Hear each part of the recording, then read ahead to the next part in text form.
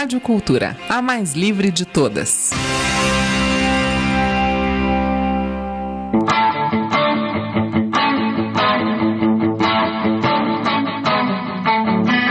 Começa agora Pedaleira, com produção e apresentação de Cíntia Duarte. Esse programa tem o patrocínio de Go Cycle Studio. Você nunca pedalou assim. Acesse gocycle.com.br.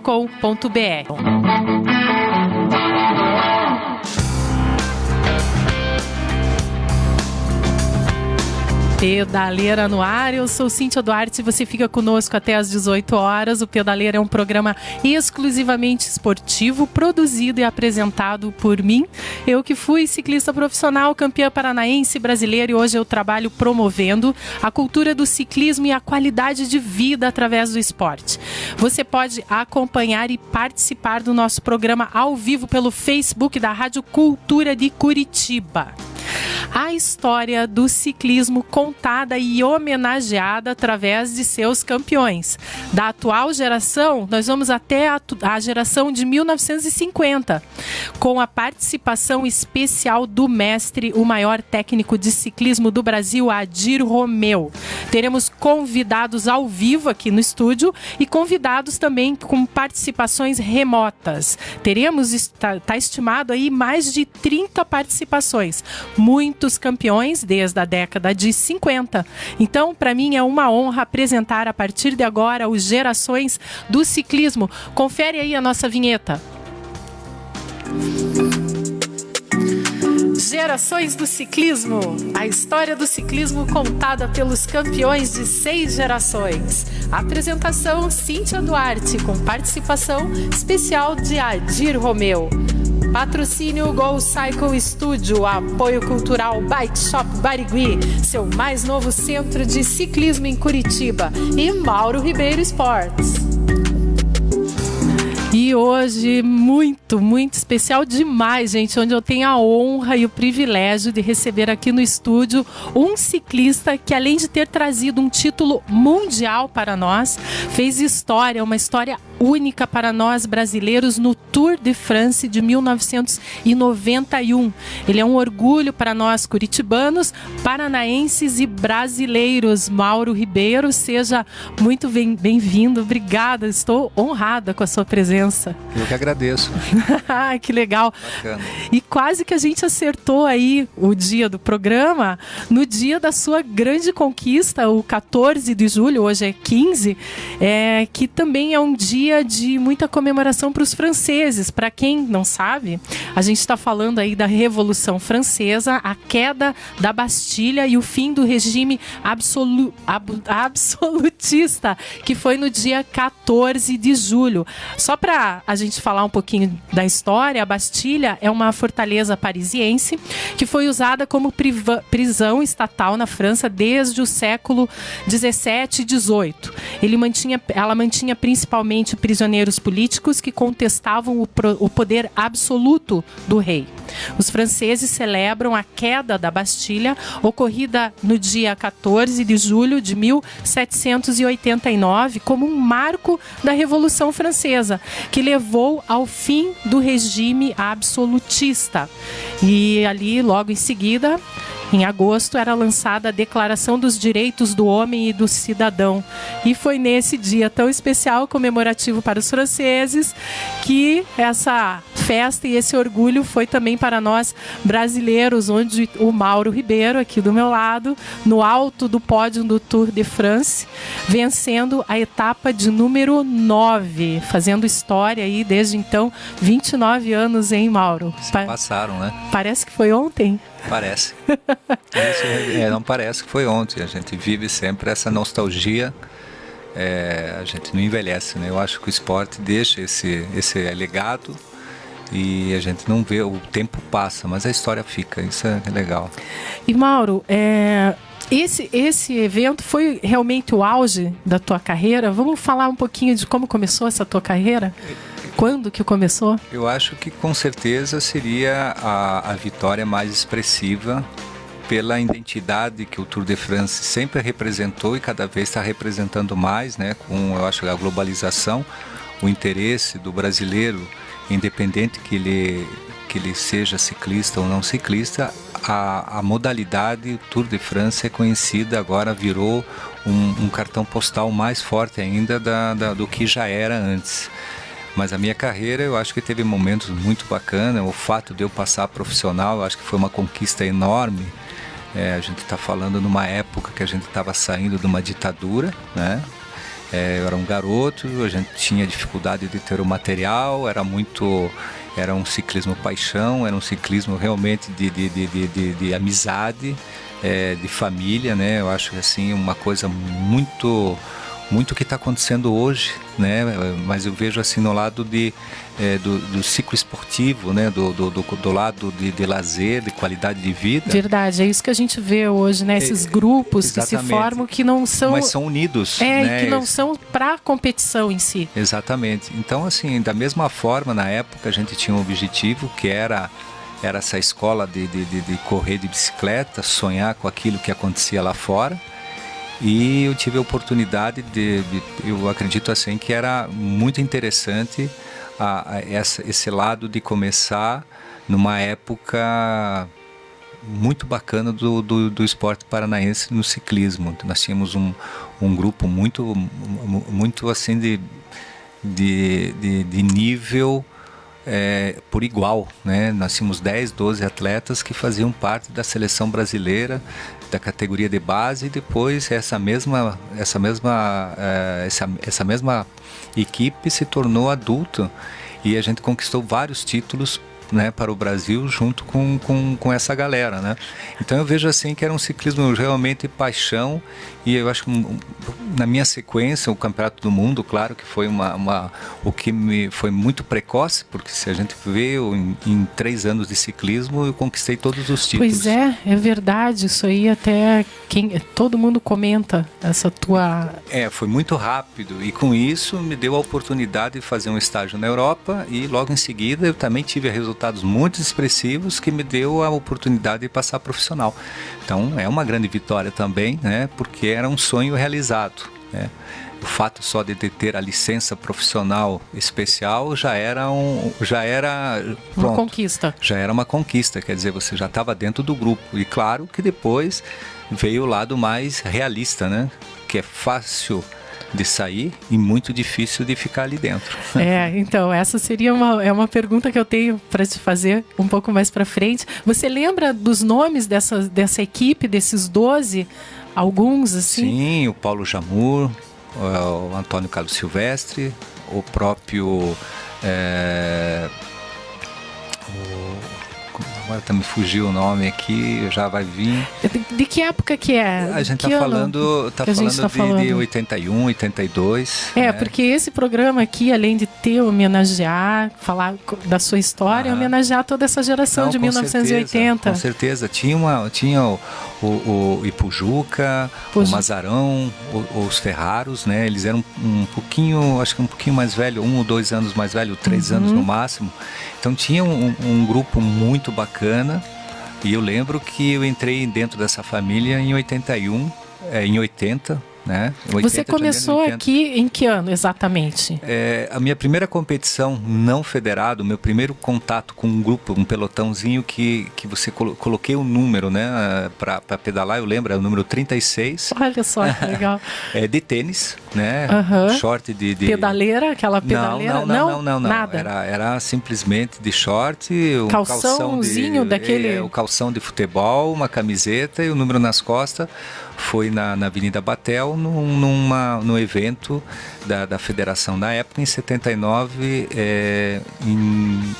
acho que foi dia 5 de dezembro, dia 25 de novembro, uma coisa assim. Eu sei que tinha dois eventos, largaram 30 e poucos corredores. Já um pelotão, já tem aquela emoção. Eu fui 16º, classificava 16 cada bateria, tinha 2 baterias, e depois ia a final, e na final eu terminei assim numa maneira considerável. E o Ciclis Romeu, né, o Renato Romeu, que faz parte dessa história, né? Com certeza.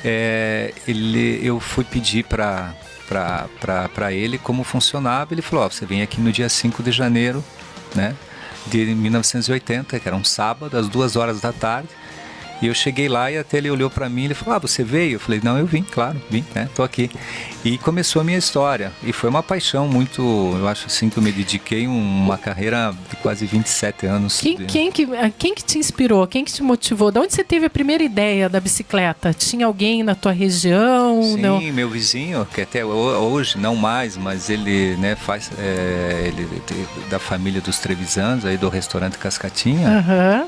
Então o Amaury Trevisan foi o meu, vamos dizer assim, meu mentor de colocar eu em cima de uma bicicleta, e foi por uma circunstância realmente que, digo, o acaso. Que coisa boa que ele fez pra gente, hein? Meu Deus. Foi realmente o acaso. Muito obrigada, Amaury Trevisan. Foi o acaso. Dentro dessa situação, eu estava terminando as aulas do colégio.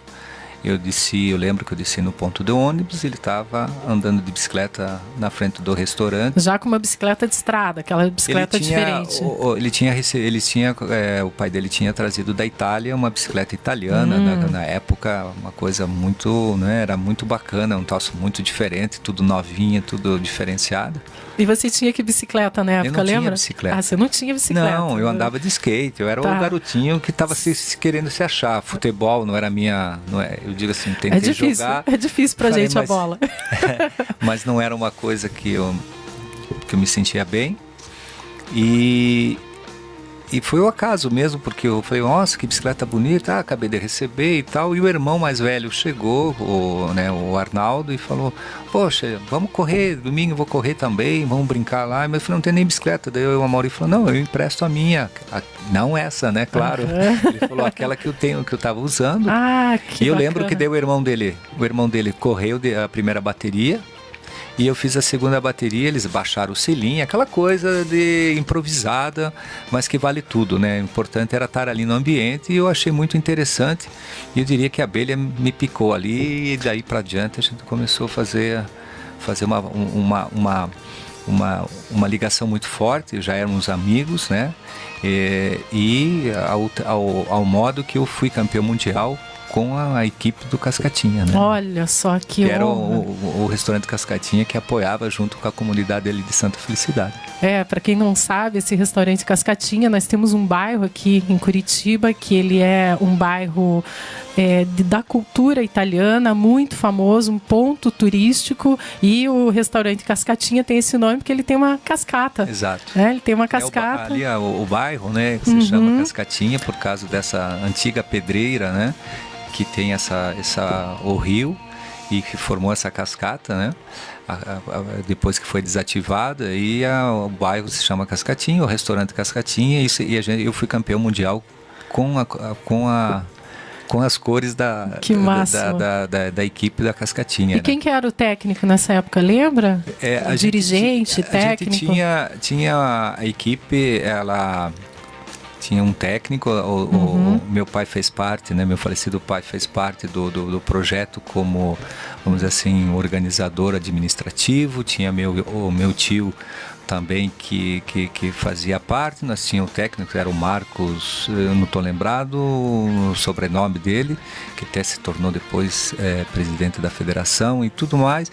Então era realmente uma coisa muito bacana. Eu fiquei muito pouco tempo, né? Eu sou sincero, fiquei acho que 6 meses nessa equipe, porque depois, logo em seguida, com o título mundial, eu já fui a São Paulo com a equipe Caloi, e em 1 ano e meio depois eu estava na Europa. Então foi muito rápido esse trajeto. Sabe que a gente está fazendo a transmissão aqui pelo nosso Facebook, onde você pode participar. Então a gente tem a participação, tá aqui o Adir Romeu, viva Mauro Ribeiro, viva Cíntia, obrigada. Luciano Licheski, vive Elis Rocha, viva Adir, Mauro, Cíntia, obrigada. Elisa Lelá de São Paulo. Olha só, Ricardo Dalla Maria, ídolo. O nosso ídolo mesmo. Viva a queda da Bastilha, ele comenta novamente. Everton de Macedo Coelho, respeito máximo. Quem está nos assistindo também é o Iverson Ladewin. Luciano Licheski, honra de ter convivido e competido com esse grande atleta. Vamos ver a Paula Dias, que é lá do Rio de Janeiro. Um beijo, Paula. Obrigada pela sua audiência de sempre. Ícones do ciclismo, só aqui no programa da CIA. É verdade. Eu sou muito sortuda, gente. E sabe, Mauro, que tem aqui a Letícia Gardenal, bela entrevista. Mauro Gonçalves, o Aranha, é esse? Exato. Obrigada, o Luciano Licheski que nos lembrou. Isso. Mas sabe quem que sabe bastante da sua história? O mestre Adir Romeu. Fala aí, mestre. Boa tarde, Rádio Pedaleira. Boa tarde, Cíntia. Boa tarde, Rádio Cultura. Eu fico extremamente agradecido de estar aqui novamente e num dia espetacular, que é esse 15 de julho, um dia após aí a vitória do nosso campeão Mauro Ribeiro, né, o primeiro brasileiro a desafiar os franceses, né, e vencer uma etapa do Tour de France, o maior evento de ciclismo do mundo, sem dúvida nenhuma. Ele foi o baluarte aí, né, da temporada da década de 1980 até 89, que é a grande transformação. Eu vejo como a década da transformação do ciclismo paranaense. Logicamente que não dá para nós afirmarmos se fomos nós que influenciamos o ciclismo brasileiro ou se o ciclismo brasileiro foi contagiado pelo processo que houve e aconteceu nesta década. Esta década ela é marcada por um momento que aconteceu lá em 70, na década de 76, 75, e veio crescendo, e ela veio culminar em 80. 80 nós tivemos um desafio interessante. No comecinho de 80 a Federação do Paraná, né, passou a ser bianual, né, 2 anos o presidente exercia a função. Então nós tivemos aí como um desafio já com os presidentes de federação, começando com o Emiliano Davi, depois sucessor Sérgio Skrikoski, aí logo em seguida veio a Cir de Lima, que iniciou os primórdios, né, de 2 em 2 anos. Intermediário entre o Skrikoski e o Adir, nós tivemos um trânsito aí com o Honório Hungria, que também era um homem do governo, trouxe a prova Fundepar, surgiu as maiores equipes do Paraná, começaram a aflorar e as equipes foram se estruturando desde a categoria júnior, recém-criada em 70 e pouquinho, 76, e foi o ano do ciclismo. Por quê? 1980 foi o ano do primeiro campeonato brasileiro de julho, né? E a vitória, a primeira medalha da história foi de Dirceu Pascoaloto, lá de Palotina, daí foi prata na velocidade.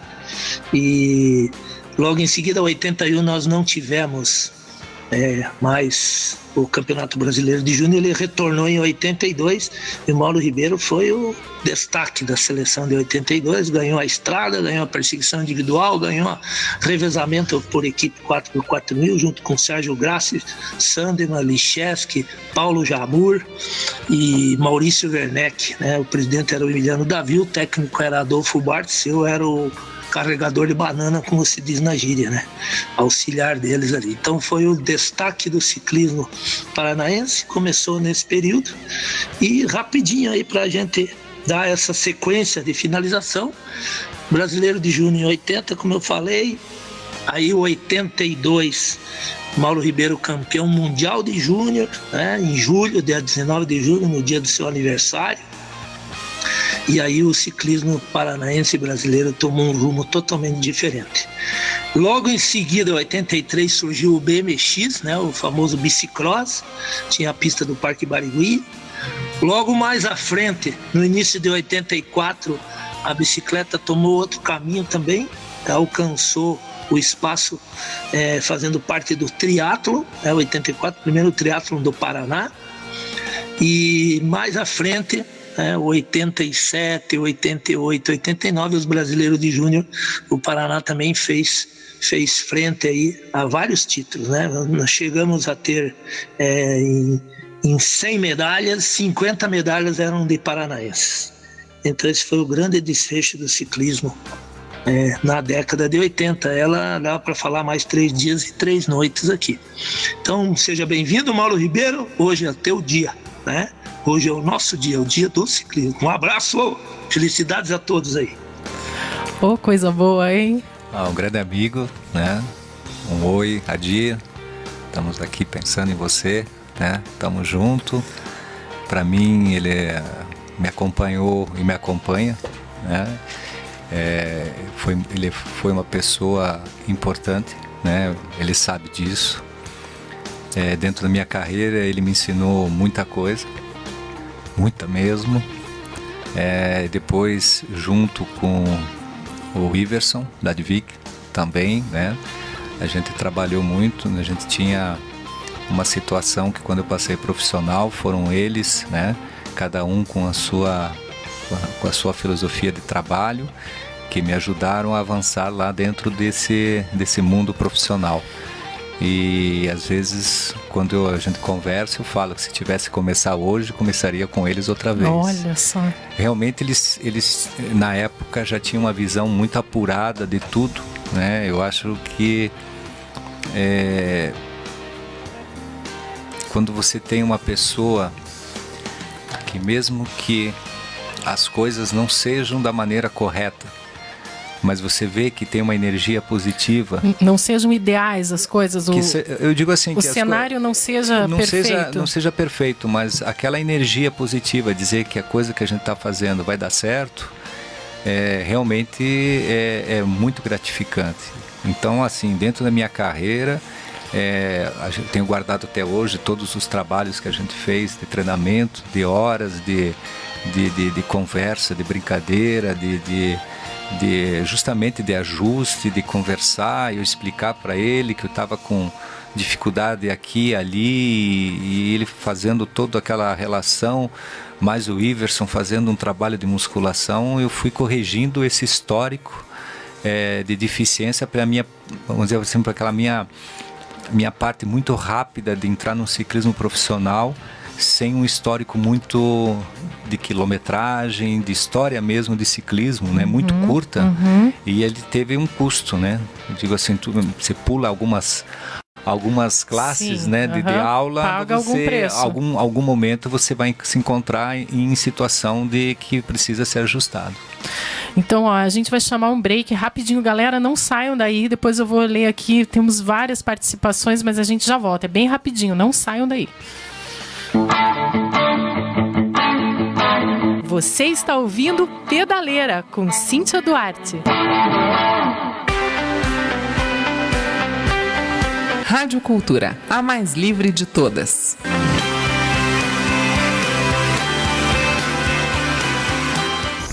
Olá, tudo bem? Eu sou a Lígia Gabriele e espero você no Paraná em Rede de segunda a sexta, às 4 horas da tarde, aqui na Rádio Cultura AM 930.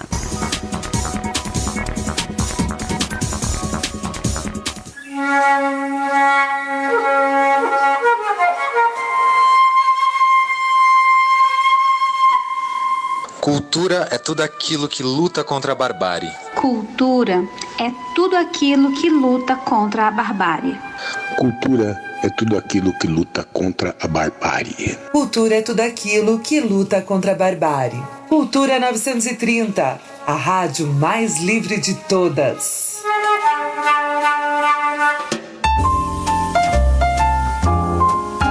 Diálogos do Lacaniano, a psicanálise em diálogo com outras áreas do conhecimento. O projeto recebe psicanalistas e profissionais de outras áreas para um bate-papo sobre variados temas. Há 7 anos, na Livraria da Vila, nas cidades de São Paulo e Curitiba, o projeto conta com a curadoria de Patrícia Corseto. Vídeos disponíveis em cultura930.com.br.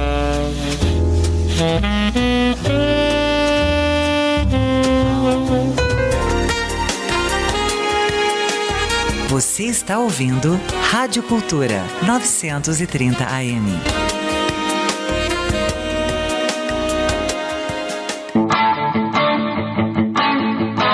Você está ouvindo Pedaleira com Cíntia Duarte.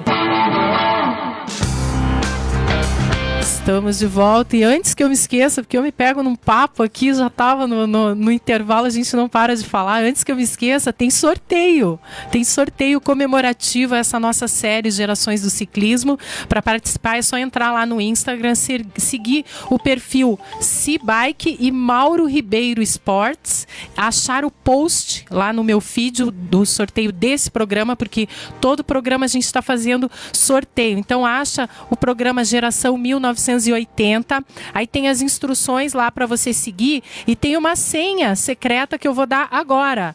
A senha desse programa Geração 1980 é Mauro Tour. Aí você entra lá, põe a senha, segue as instruções e aí é só torcer para ganhar um prêmio surpresa da caixinha surpresa de produtos da Mauro Ribeiro Esportes. E a gente estava num papo muito legal aqui, ele estava falando da importância que foi ter o Adir Romeu e o Iverson assim que você se tornou profissional e foi para a Europa, porque assim, as pessoas só veem os goles, né?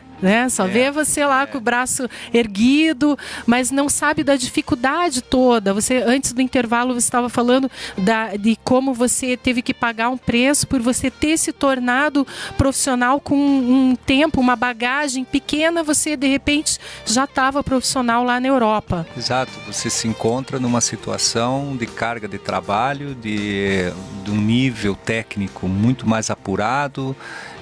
São corredores que você enfrenta, vamos dizer assim, com bagagens já de 5, 6, 7, 8 anos, 10 anos de ciclismo profissional, que tem uma dinâmica de trabalho muito mais, assim, o organismo recebe muito mais impacto. Você vem como uma pessoa que tem que descobrir tudo, né? Você descobre... E você foi sozinho para lá? Sim.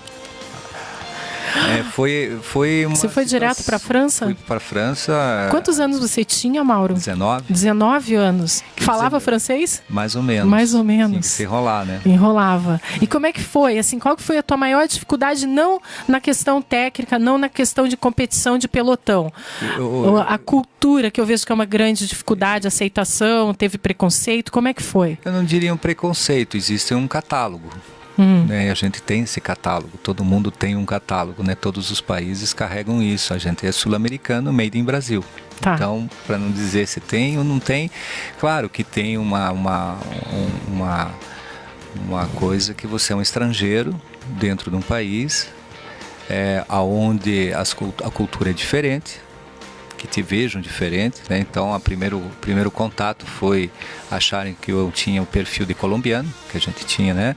Então, claro, a gente está falando em 85, 86, hoje a globalização mostra, né? A gente tem uma facilidade, as coisas estão muito mais dinâmicas, muito mais simples, né? Então, eu acho que isso foi muito interessante, o que aconteceu com o mundo, né?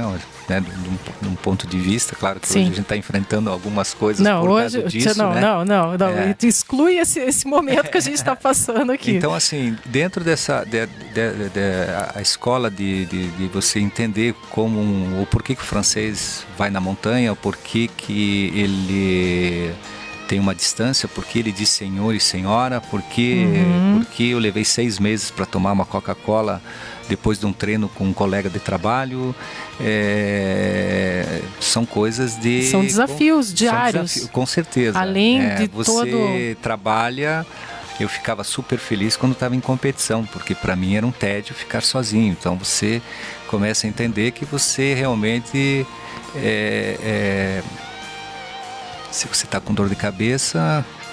tudo bem, mas se você tem uma queda, está com febre, está gripado, que você tem que ir no médico, claro que você tem toda uma infraestrutura, mas você está gerando sozinho essa situação, você não tem ninguém do teu lado que diz, peraí que eu vou pegar o carro, vou levar você. Complicado. Não, você tem que ir. Só então, quem vive que sabe. Então, eu acho assim que é uma preocupação e tudo isso foi muito dinamizado da minha parte, eu sabia que tem risco, é um esporte de risco, a alto nível é um esporte de risco, eu sabia que tinha que me cuidar, mas eu acho assim que foi uma escola fantástica, né? Foi uma escola que eu estou usando hoje, que eu passo para minhas filhas, que eu acho assim que a gente, desde que a gente fala com esse pessoal, que que eu digo da minha geração, que a gente troca ideia, tem muita coisa. Você ainda tem contato com o pessoal que você correu? Você correu eu acho que 4, 5 anos só na RMO? Isso. 4 ou 5? Foram 6 anos. 6 anos só na... Você ficou 10 anos na Europa? Exato. 6 anos na RMO? Isso. E você ainda tem contato com eles? Todos. A maioria, né? Então, assim, eu acho que o meu... Que legal. O meu melhor resultado essa amizade, né? Então... Vou para a Itália. Tua maior conquista são as amizades que ficam para sempre, né? Eu tenho amigos na Itália, tenho amigos na França, eu acho que o meu trabalho que estou idealizando hoje foi muito apoiado por essa facilidade, eu acho assim, essa credibilidade. Muitos ex-atletas da época se tornaram chefe de equipes ou trabalham em empresas que são relacionadas ao esporte, ao ciclismo, no modo geral. Então abre as portas porque sabe do caráter, vivenciou junto, então tem uma facilidade, com certeza. Para quem não sabe, hoje o Mauro falou do que ele faz hoje ele tem uma indústria, uma fábrica de roupas esportivas, acho que é a maior que tem aí na... Não sei, né? Não sabe? Você não pode falar? Tá bom, tudo bem. Olha, a gente tem umas participações aqui, Paulo Ventura, lá de Macaco, do Rio de Janeiro, uma lenda do ciclismo brasileiro, que honra. Ervino Langner, seu Ervino, parabéns Cíntia, Mauro, campeão, obrigada. Álvaro de Vardim, em 1995 fiz uma revista, Ápice Bike, entrevistando o Mauro, mostrando a volta dele para o Brasil. Na capa, ele com a equipe RMO. Foi um grande prazer conversar com ele na época. Parabéns, Cíntia, em entrevistar o maior ciclista da história do Brasil. Viva Mauro Ribeiro. Isso aí. Rodrigo Lameira, que bacana poder acompanhar essa bela história. Parabéns, Cíntia, pelo trabalho. Obrigada. Guilhermo Miester, grande Mauro, inspirou gerações do ciclismo. É verdade, tem tudo isso. Você sabe que você inspira e inspirou muita gente. Hoje tem os meninos, inclusive aqui, paranaense, sonhando em fazer o que você fez, né? Até uma pergunta que eu queria fazer para você, como os Dalla Maria, o próprio filho do Hernandes, porque o Hernandes não chegou a correr na Europa, né? Não, ele participou com a seleção brasileira. Eu acho que ele fez intercâmbios europeus, mas assim, viver na Europa como ciclista, eu acho que o Murilo Fischer, né? Murilo, sim. O Luciano Palharin, o Rafael Andreato, e agora tem mais um garoto que está na Espanha, acho que na escola do Valverde, uma coisa assim, um garoto jovem que tem potencial, né? Eu acho assim que nesse momento as coisas mudaram muito na Europa, o ciclismo profissional mudou muito, acelerou demais. Eu acho assim que a tecnologia veio de uma forma muito agressiva para o ciclismo no lado positivo. Então, claro que isso está dificultando muito. Os dados são diferentes, as contratações são diferentes. Você acha que é mais difícil hoje você ser contratado por uma equipe eu acho do que na sua época? São desafios iguais, mas eu vejo que essa barreira, o protocolo mudou. Eu acho assim que o protocolo mudou de como, o que é um corredor que aspira a ser profissional. Então, na época, você lutava para o teu espaço, você tinha, vamos dizer assim, as equipes, você mostrava no papel, no resultado, como eu na época, eu fiquei 6 meses como amador na França e ganhei 16 corridas internacional. Dessas 16 corridas, 6 delas são Pro Tour hoje. Então são corridas lendárias, são corridas que têm uma história muito bacana. Quando você pega, por exemplo, o Tour de Palma de Mallorca, que hoje é Pro Tour, eu venci esse evento com a seleção italiana, que foi campeã olímpica de Seul. Então, assim, são protocolos diferentes. São mesmo, protocolos diferentes. Hoje o que acontece são escolas de base das próprias equipes. Então hoje você não consegue entrar mais no profissional. Lá na frente já, né? Você não consegue dizer assim, ele ganhou, sei lá, o Tour de l'Avenir. Tá. O Tour de l'Avenir, a maioria dos corredores que correm são seleções Mas dentro dessas seleções, os corredores já estão nas categorias de base dos Pro Tour. Entendi. Então, quer dizer, você pega, por exemplo, o Valverde, esse brasileiro, ele tem um potencial, ele está dentro de uma seleção, então, muito mais fácil Valverde apoiar um garoto desse do que um brasileiro sair daqui. Claro, entendo. Eu acho que existe a possibilidade. Da mesma forma que eu conquistei um espaço, ele vai conquistar. Mas primeiro, por exemplo, ele tem que estar numa equipe, e sou sincero para você, ele tem que ganhar. Não tem muito conversa. Não tem outra opção. Não, é ganhar. Você ganhou, você é respeitado. Você fez segundo, você é respeitado. Você fez último, você é respeitado por ser um atleta. Mas você não vai passar profissional.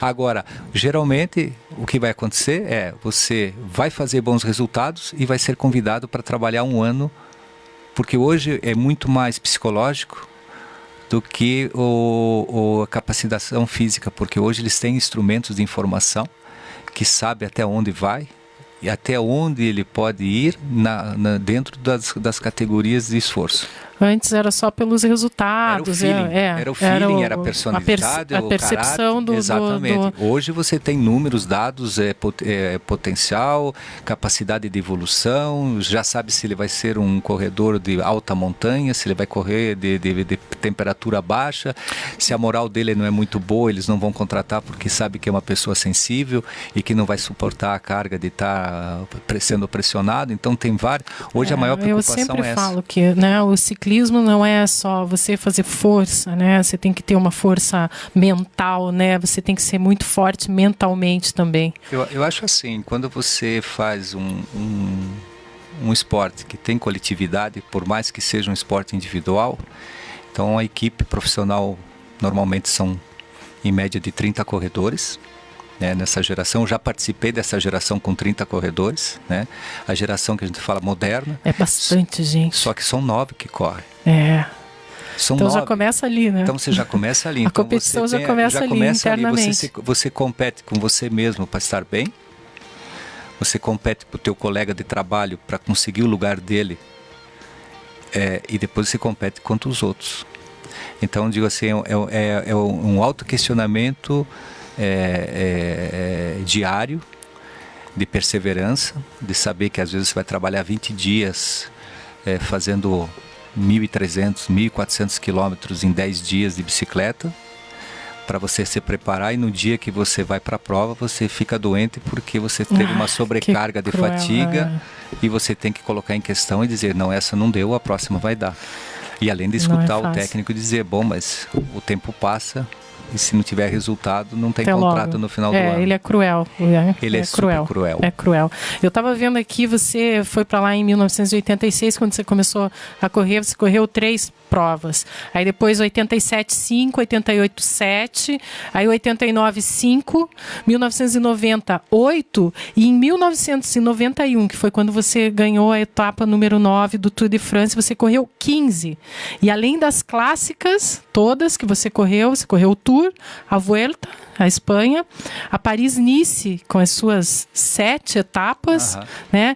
E o campeonato mundial na Alemanha, que você ficou em 49º nos 252.800 quilômetros, e o Gianni Bugno, o italiano, que ganhou. É um grande amigo. Esse é fantástico, é uma pessoa... a gente tem uma boa relação porque ele tem... Eu brinquei até... O Adir deve estar nos escutando. Está escutando. Eu passei um vídeo dele que o troféu da Milan-San Remo ele fez um vaso, né? Então ele brinca que a paixão do ciclismo, que para ele não é a paixão que fica, não é o prêmio que ele teve, né?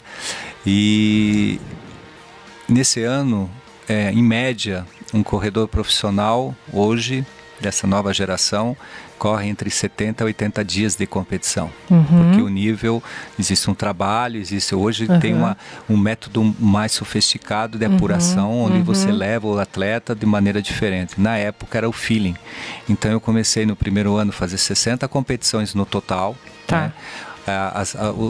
As provas que você dá como referência são as provas de carga, vamos dizer assim, máxima, né? E em 91, para resumir, foram 102 dias de competição. Uau. Quer dizer, Sim, você correu as 3 voltas, né? O Tour de França, a Volta à Espanha e Paris-Nice, que eram 7 etapas. Exato. E também você correu o Inferno do Norte, que é a Paris-Roubaix, que você ficou em 45º. Mauro, qual que foi a competição mais dura, extenuante, já que a gente está falando do Inferno do Norte, a Paris-Roubaix?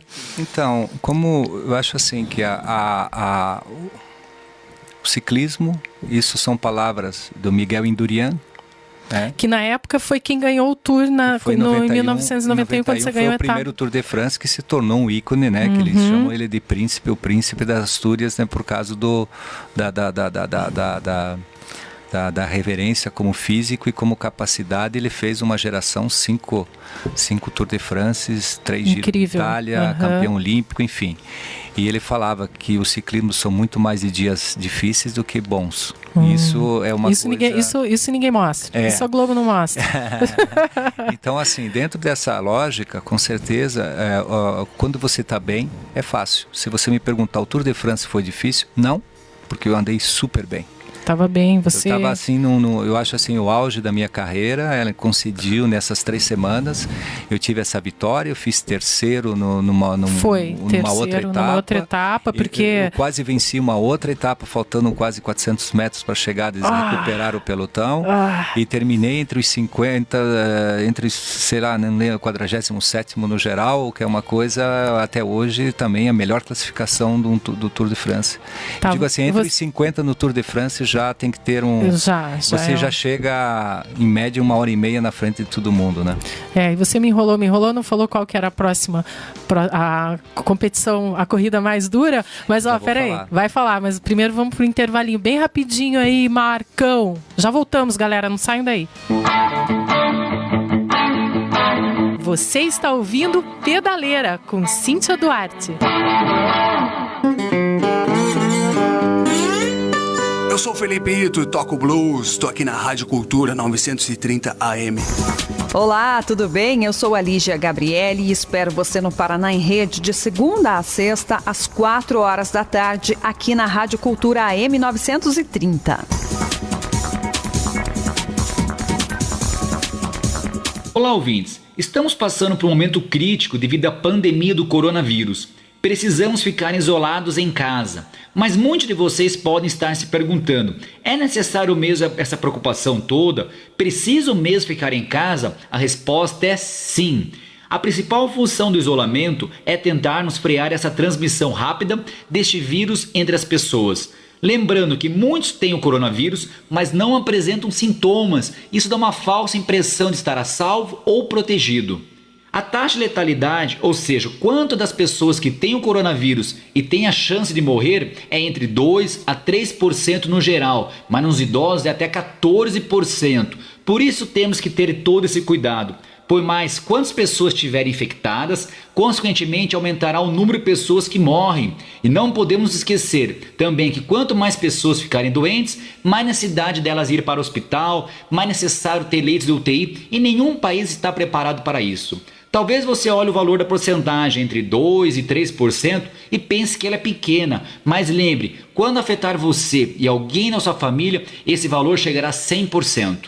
Lembrando que os sintomas podem aparecer dentro de 14 dias, por isso temos que pedir para você ficar em casa dentro dessas 2 semanas. Mas claro, se você já tiver sintomas, você vai ter mais consciência e ficará em casa com mais facilidade.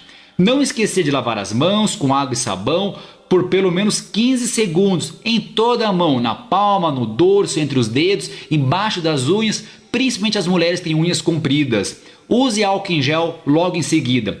Evite também tocar na mão dos olhos, no nariz e na boca, e também compartilhar copos, talheres, objetos pessoais, como também não cumprimente com beijos e abraços. Quer saber mais sobre esse tema? Participe das minhas enquetes e dicas nas minhas mídias sociais. Me procure como Dr. Paulo Mendes Júnior no Facebook e no Instagram. Até a próxima coluna de saúde.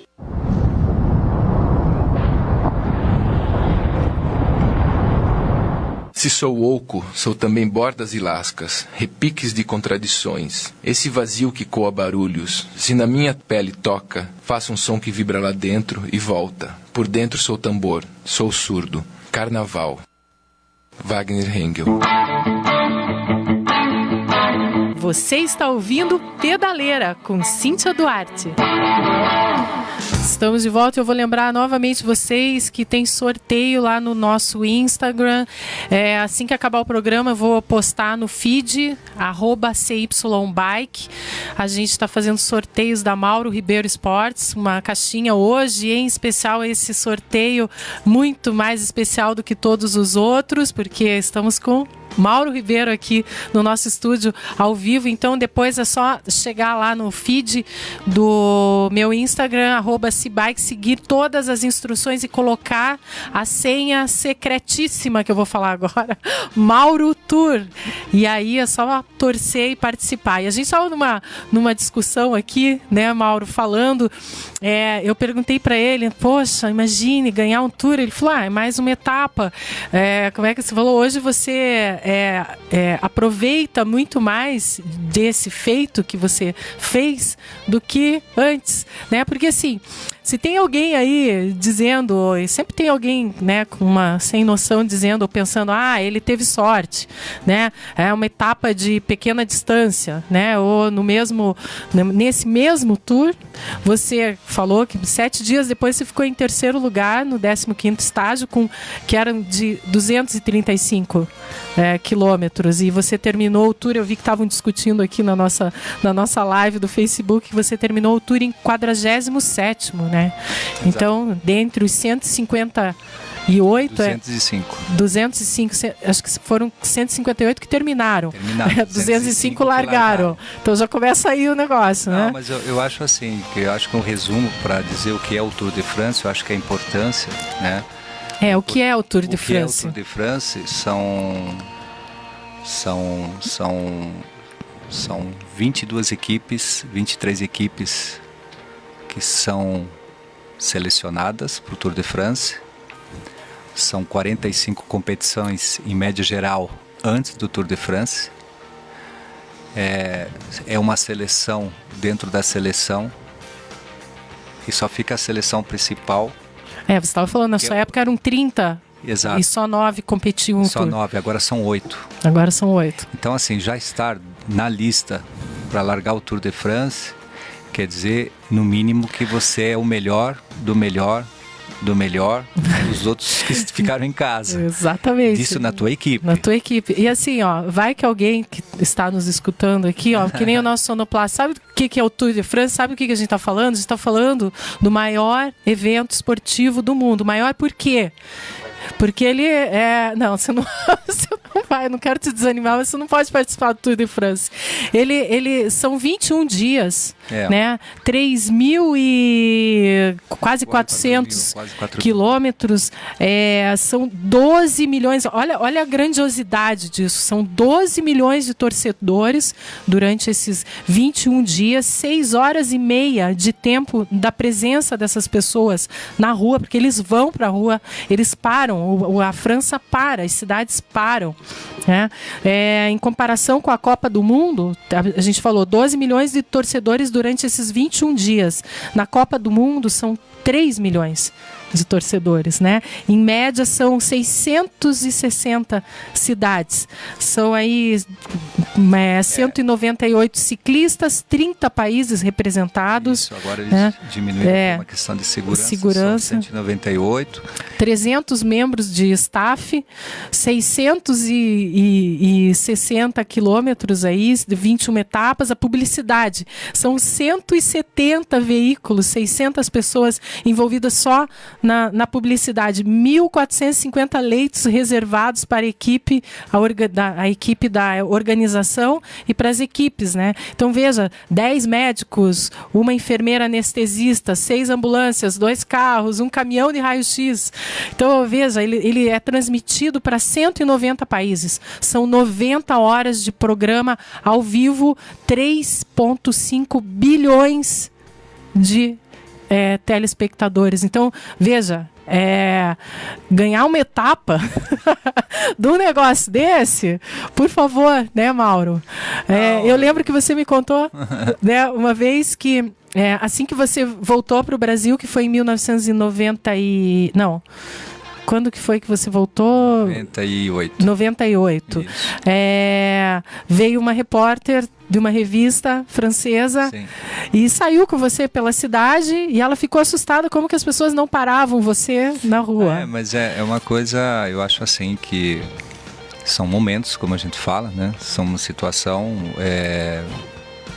eu acho que sou mais conhecido, pelo menos o nome, dentro da mídia europeia, pela história, pelo aquilo que eu fiz, do que no Brasil, por causa que era uma relação de distância, né? Eu sou da época ainda que eu lembro que eu fiquei feliz quando eu fui para os Estados Unidos e comprei um fax, né? Porque daí passava fax.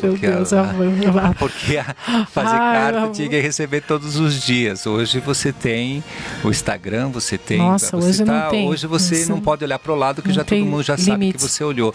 Então, assim, se eu comparar a minha passagem como profissional, se fosse hoje, eu acho assim que teria que fazer alguma coisa de conhecimento. Eu acho que seria um pouquinho mais popular, porque hoje é transmitido na televisão brasileira, né? A SBN, mesmo que seja uma televisão privada, mas ela existe muita gente público, conhece. Curte, existe essa movimentação. Eu acho que o ciclismo no Brasil só tende a crescer, né? Eu acho assim, pelo menos a paixão pela bicicleta está existindo, né? Eu acho que as circunstâncias estão levando uma autoafirmação cada vez maior e agora só depende de uma continuidade, né? Eu acho que todas as cidades no mundo entenderam que a filosofia de vida tem que mudar. Eu acho que existe hoje trabalho. Mais do que nunca está tão claro isso. A Europa já passou e está promovendo isso, e já a gente sabe pelos estudos que estão fazendo que entre 2021 e 2022 até 2023 a bicicleta vai crescer ainda muito, vai crescer no urbanismo, vai crescer como qualidade de vida, como mobilidade, como saúde, tudo. E claro, dentro disso vai ter uma pequena parcela que eu acho que vai querer se investir no esporte como os outros esportes não acontecem, né? Mas o ciclismo, eu vejo que ele está realmente em alta. Pelo menos a bicicleta, né? Ela virou a namoradinha de muita gente. Mauro, olha só, a gente, você acredita, 10 minutos a gente tem. Me conta, eu quero saber detalhes, você deve lembrar, como é que foi essa vitória sua lá? Como é que foi? Que quilômetro que você saiu? Como é que foi ganhar isso? A vitória, ela começou, eu acho... no sonho, né? Por causa que era uma coisa que quando eu saí do Brasil era uma coisa... Você queria ganhar uma etapa. Eu tive sempre, né, se você me perguntar se eu sou um cara realizado no esporte, sou. Com certeza. Eu sou um cara, mas eu digo assim, às vezes em quando tem sempre aquela coisa, eu dentro da minha capacidade física, dentro daquilo que eu me dediquei, e o resultado que eu tive, a escolha que eu fiz, a minha trajetória, como eu vi a minha carreira. Então, eu acho assim que eu sou um cara tranquilo nesse, né? Podia ter feito mais? Podia, né? Ou podia ter feito menos ainda, né? Mas assim, foi um dia... Você já especial. Saiu, já largou, já com a faca nos dentes? Eu acho que o primeiro contato que a gente teve com o Tour de France foi muito brincadeira já. A primeira coisa foi na avaliação física, que todo neófito, né, o primeiro Tour de France, sempre as equipes brincam com a galera, né? Então a primeira foi, eu estava dentro da sala de exames fazendo um cardiograma, né? E veio o médico, 2 médicos, 3 médicos, 4 médicos, falaram: você não vai largar o Tour de France. Como assim? Não, você está com problema de saúde. Mas eu estava transparente. Como assim? Estou com problema de saúde, tal. E daí veio toda a equipe dando risada por trás, batendo foto, pegadinha. Que era pegadinha. Então você já fica, já começa por aí.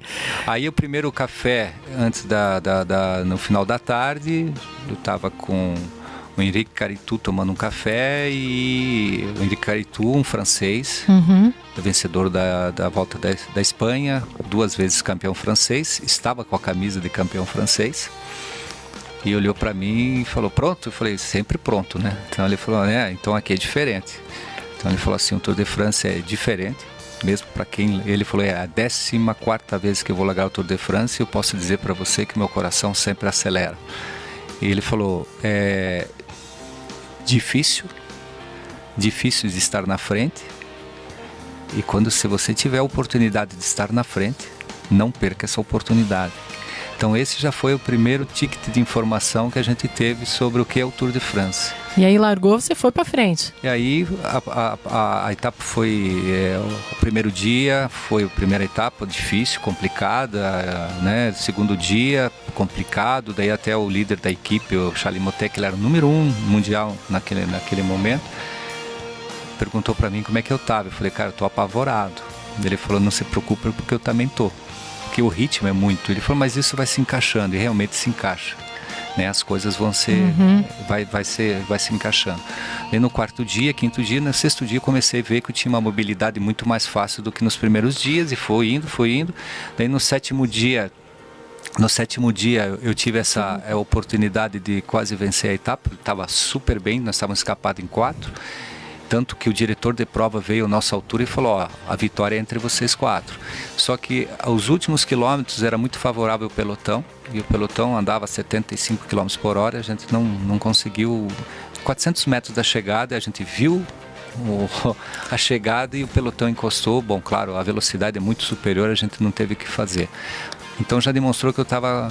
No dia seguinte foi um dia ruim para a equipe, porque era uma contrarrelógio muito longa. Eu também não andei dentro das minhas características.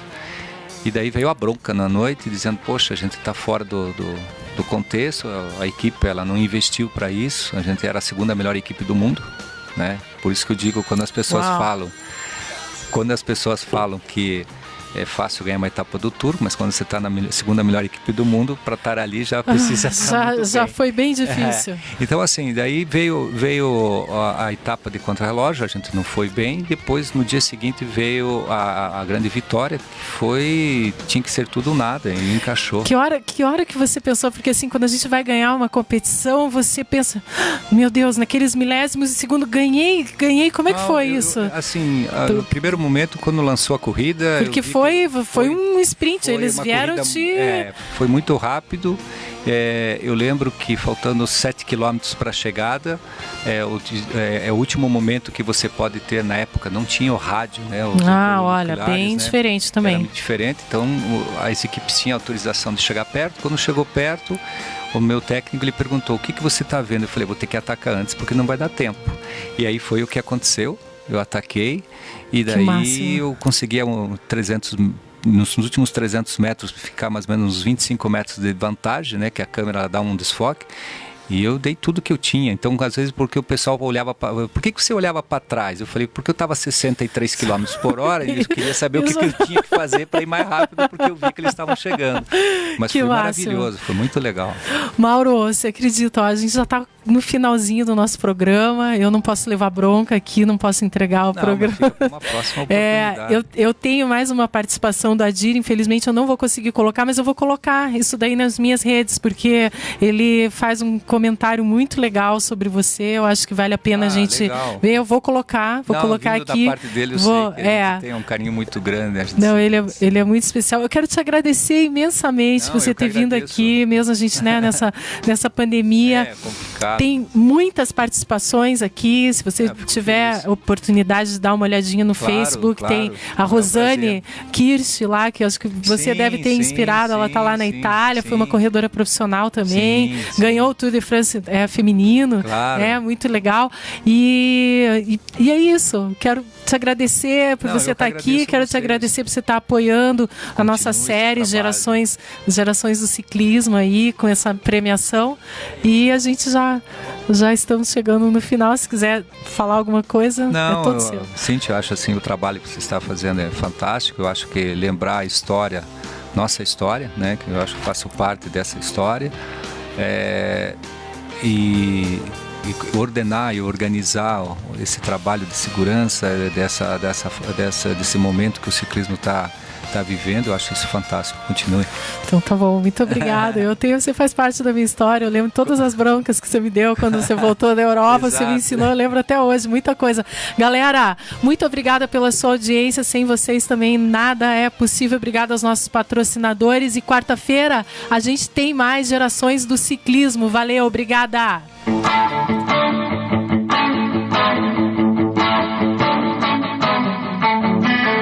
Este foi o Pedaleira, com produção e apresentação de Cíntia Duarte. Confira o podcast do programa no site cultura930.com.br. Esse programa tem o patrocínio de Go Cycle Studio. Você nunca pedalou assim. Acesse gocycle.com.br.